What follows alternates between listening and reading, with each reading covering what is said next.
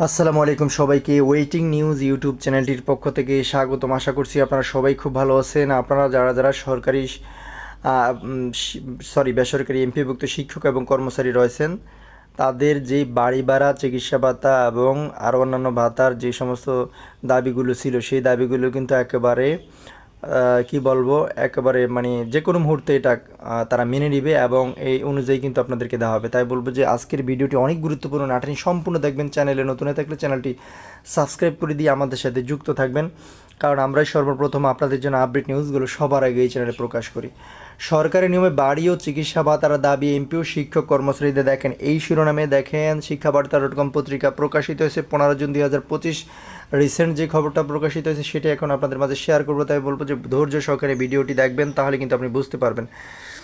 জাতীয়করণ না হওয়া পর্যন্ত সরকারি শিক্ষক কর্মচারীদের ন্যায় এমপিভুক্ত শিক্ষক কর্মচারীদের বাড়ি ভাড়া, চিকিৎসা ভাতা সহ অন্যান্য সকল সুযোগ সুবিধা চাকুরি বিবি অনুযায়ী প্রদান ও বেসরকারি শিক্ষা প্রতিষ্ঠান জাতীয়করণের মাধ্যমে শিক্ষক সমাজের বৈষম্য দূরীকরণ নিশ্চিত করার দাবিতে বাংলাদেশ আদর্শ শিক্ষক ফেডারেশনের সাতক্ষীরা জেলার শাখার উদ্যোগে শিক্ষক সম্মেলন অনুষ্ঠিত হয়েছে।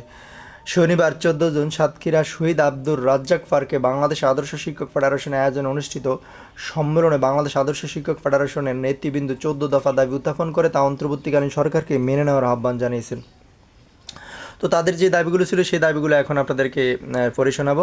দাবিসমূহ: 1 নম্বর দাবিটি হচ্ছে শিক্ষাক্ষেত্রে সরকারি ও বেসরকারির মধ্যে বিদ্যমান বৈষম্য দূরীকরণে সকল স্তরের শিক্ষা প্রতিষ্ঠানের শিক্ষক কর্মচারীদের চাকুরি জাতীয়করণ করতে হবে।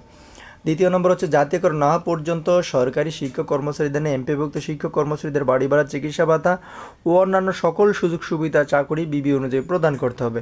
3 নম্বর হচ্ছে বেসরকারি এমপিভুক্ত শিক্ষক কর্মচারীদের ঈদুল আজহার পূর্বে 100% বোনাস দিতে হবে।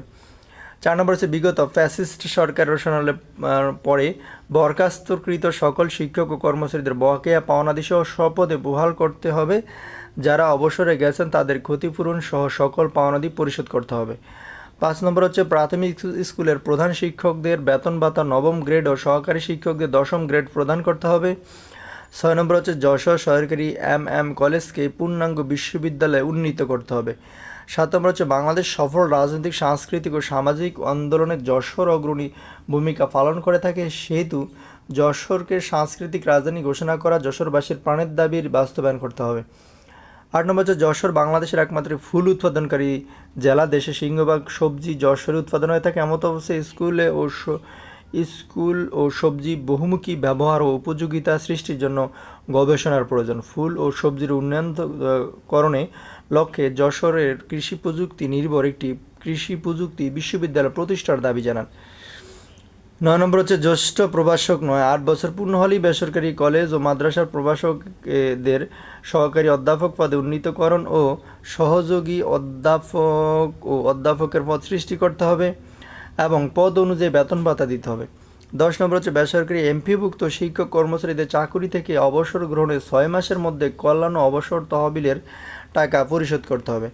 তারপর হচ্ছে 11 নম্বর হচ্ছে কিন্ডারগার্টেন স্কুলের নিবন্ধন প্রক্রিয়া সহজ করে বেতন ভাতা প্রদান ব্যবস্থা করতে হবে।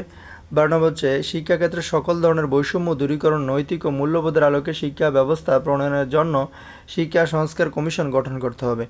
তার মধ্যে প্রতি গ্রামে সরকারিভাবে স্বতন্ত্র ইফতাদি মাদ্রাসা প্রতিষ্ঠা করতে হবে।